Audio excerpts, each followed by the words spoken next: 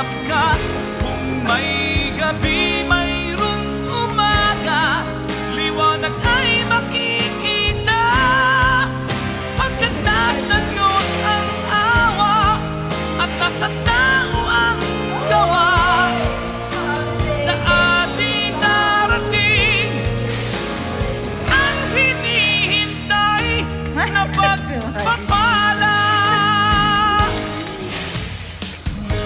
Maging tapat ka lamang sa